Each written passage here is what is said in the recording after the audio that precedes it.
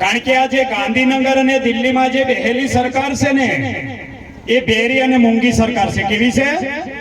બેરી અને મૂંગી. અને માત્ર આદિવાસીઓની જ વિકાસના નામ પર જમીન હડપવા વાળી સરકાર છે. એટલે ખાણ માફિયાઓ અને જમીન ચોરની સરકાર છે. કેવી? ખાણ માફિયાઓ અને જમીન ચોરની સરકાર. આજે ઉમરગામથી અંબાજી સુધી જેને આપણે ટ્રાઇબલ બેલ્ટ કહીએ, અને ટ્રાઇબલ બેલ્ટની અંદર જે પહાડી વિસ્તાર કહેવાય એમાં ખૂબ મોટા પ્રમાણમાં ખનિજ છે મિત્ર. અને ખનિજ જો કાઢવું હોય તો વિધાનસભા અને લોકસભામાં જ્યાં રહેતા આદિવાસીઓને કેવી રીતના ત્યાંથી હાંકી કાઢવા એ પ્રકારના વિધાનસભા લોકસભામાં લોકો બિલ પાસ કરે છે. અને પછી આ લોકો પોલીસ પ્રશાસન કે પેરા મિલિટરીનો ઉપયોગ કરી આપણને ત્યાં લોકો બંદૂકની અણી પરથી હાંકી કાઢવા માટે નામના ધંધા છે. આજે આપણી જોડે જમીનનો ટુકડો છે. જો આપણે નહીં જાગીશું તો આવનારા 10 વર્ષમાં આપણી જોડે એક પણ ટુકડો જમીનનો ના હોય. બરાબર ને? એટલે આપણું અસ્તિત્વ ટકાવવું હોય, આપણી જળ જંગલ જમીન બચાવવું હોય તો આ સરકારની સામે લડવું પડશે. લડવું પડશે ને? બધાએ નકલવાની જરૂર છે. આજે હું તમને આશ્વસ્ત કરું, ગુજરાતમાં 8 મોટા ડેમ બનાવ્યા. કેટલા? 8. 1961માં નર્મદા ડેમ બનાવવા માટે જેનું ખાતમુહૂર્ત કરવામાં આવ્યું અને 65,000 કરોડ રૂપિયાના ખર્ચે નર્મદા ડેમ બનાવ્યો. મધ્યપ્રદેશ, મહારાષ્ટ્ર અને ગુજરાતના આદિવાસી લોકો જમીનનો ભોગ આપ્યો અને એના બદોલત ગુજરાતની જીવાદોરી સમાન નર્મદા ડેમ બન્યો. આજે આપણા લોકોના ભોગે જો ડેમ બને, જેને એક ટુકડો જમીનનો ભોગ નથી આપ્યો એવા લોકોને પીવાના હેતુથી નર્મદાની મુખ્ય નહેર કાઢીને સૌરાષ્ટ્ર અને કચ્છમાં પાણી આપે છે. અને જ્યારથી આપણું પાણી ગયું ત્યારથી આપણા લોકો મજૂરી કરવા માટે ત્યાં મજબૂર થયા. માત્ર મજૂરી નહીં પણ આપણી બેન દીકરીઓને બૈરા બનાવીને પણ રાખી લેવામાં આવે છે. ત્યારે ભારતીય જનતા પાર્ટીના એક ધારાસભ્યની આંખ નથી ફફડતી. થાય છે ને આ કિસ્સા?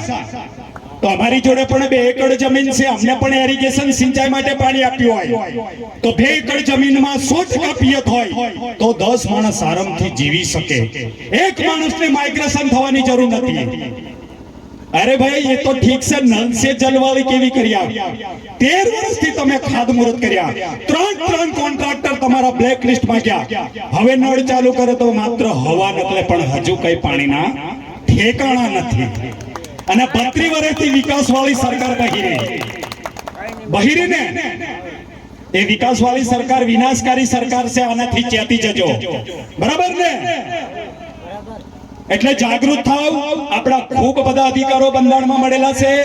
મેં પહેલા કીધું તેમ 5મી સૂચિ વિસ્તારમાં અહીંયા કોઈની દાદાગીરી નહીં ચાલે. બરાબર?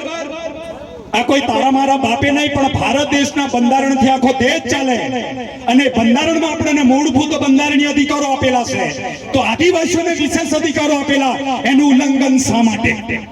જો દેશ બંધારણથી ચાલતો હોય તો આદિવાસીઓને પણ એના મૂળભૂત અધિકારો, ફંડામેન્ટલ રાઈટ પૂરેપૂરા ઇમ્પ્લિમેન્ટ થવા જોઈએ. એ દિશામાં આપણે લડાઈ લડવાની છે. આપણે કોઈ કાયદાની વિરુદ્ધમાં નથી. આજકાલની ગાંધીનગરમાં બેહેલી 77 વર્ષથી સરકારો એ કાયદાનું ઉલ્લંઘન કરે છે. બાકી આપણે ક્યારે કાયદાનું ઉલ્લંઘન કરનારા લોકો નથી. મિત્ર, ગાંધીના ગુજરાતમાં દારૂ પીવું કાયદો ના પાડે ને? દારૂ વેચવું કાયદો ના પાડે ને? તો આજે કવાંટમાં જાવ, ઉદયપુરમાં જાવ, ઉનાળામાં પાણી નહીં મળતું એટલું દારૂ મળે. એ કોની રહેમ નજર હેઠળ ચાલે મિત્ર? એ કોણ ચલાવે છે? અમને ઓળખી લેવાનું. બરાબર? એટલે નીચેથી લઈને કમલમ સુધી હપ્તા જાય છે. હું જાય હપ્તા. એટલે આ સોચી સમજીને આદિવાસીઓને દારૂ પીવડાવીને ખલાસ કરી નાખવાનો આ ષડયંત્ર છે. આને પણ સમજી લેવાની જરૂર છે. બરાબર? ડરવાની જરૂર નથી. ફરી કહી દો, કોઈએ ડરવાની જરૂર નથી. કોઈથી ડરશો નહીં. બંધારણના કાયદામાં એના ડાયરેક્શનમાં રહીને આપણને જે ભારતના બંધારણમાં 19 આર્ટિકલ પ્રમાણે સ્વતંત્ર વાણીનો અધિકાર આપેલો છે. જ્યારે જ્યારે સમાજને અન્યાય થાય તો અવાજ ઉઠાવો મર્દાનગીથી. જો નહીં બોલશું ને તો આવનારી પેઢી ખલાસ થઈ જશે. બરાબર? એટલે જાગૃત થાવ, સજાગ થાવ. આ વિસ્તારમાં કોઈ પણ ખોટી હરકત થાય તો સરકારની સામે અવાજ ઉઠાવો. એ લાકડી, એમની બંદૂક, એમના દંડા, લાકડી અને ટોપ ગોળાથી ડરવાની જરૂર નથી. બરાબર? એટલે સજાગ થાવ, જાગૃત થાવ અને લડી લેવું પડશે આપણી હકવાળી લડાઈ. આપણા ફાયર બ્રાન્ડ છે ચેતરભાઈને આપણે સાંભળવાનું છે. મારા મિત્ર છે. અમે લગભગ ભેગા થતા અને સાથે કામ કરીએ. એમ હરકત છે, એવું ચિંતા નહીં કરતા. ઓકે, ઠીક છે, એમએલએ છે દાદો, એટલે વાંધો નહીં. બરાબર? એટલે હું સૂત્ર બોલાવીને મારી વાણી અહીંયા પૂરી કરીશ. આદિવાસી એકતા, આદિવાસી એકતા, આદિવાસી એકતા. अभी तो अंगड़ाई है, अभी तो अंगड़ाई है, आगे लड़ाई बाकी है. धन्यवाद.